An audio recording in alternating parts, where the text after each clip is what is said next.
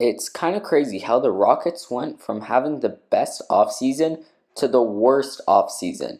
I mean, they signed Dillon Brooks on an $80 million contract and Fred VanVleet on a $130 million contract for only 3 years.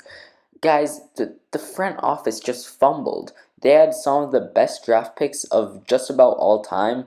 And then, I mean, these contracts along with the video from Jalen Green. Oh my god, guys, I'm not going to show that one, but let's just say it was a bit PG, like 30 or something.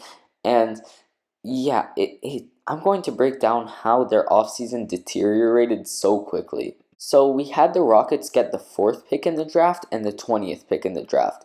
With that, they selected Amen Thompson and Cam Whitmore. Cam Whitmore, who was expected by most to be in the top 10. So him dropping all the way down to 20 was insane and a great pickup for the Rockets.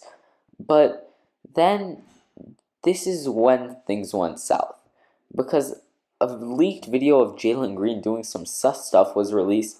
Then, literal days after, they signed two of possibly the worst contracts in the NBA right now. First, you have Dillon Brooks, 4 years, $80 million. For someone who was expected to be out of the league after what he did with LeBron, this is an insane bag. And I'm happy for him, but the Rockets kind of messed up with this. Then, of course, you have the Fred VanVleet contract, which Fred VanVleet is a pretty good player. His only downside is he is never efficient. And signing him to a $133 million deal is absolutely nuts. So, I'm going to grade this offseason for the Rockets because it started off as a pretty obvious A+. I mean, I literally made a video about how the Rockets are the NBA's next dynasty.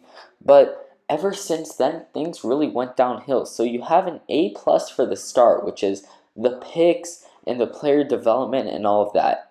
Then I'm going to give it a D minus for the end. Because signing Dillon Brooks to that big of a contract and Fred VanVleet to that big of a contract is really just a bad thing. So we have A plus and D minus. So overall, I think the good does outweigh the bad in this scenario.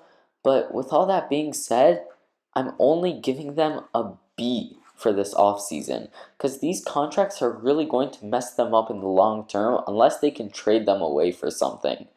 And yeah, that is basically it. I'll see you guys in the next one. Peace.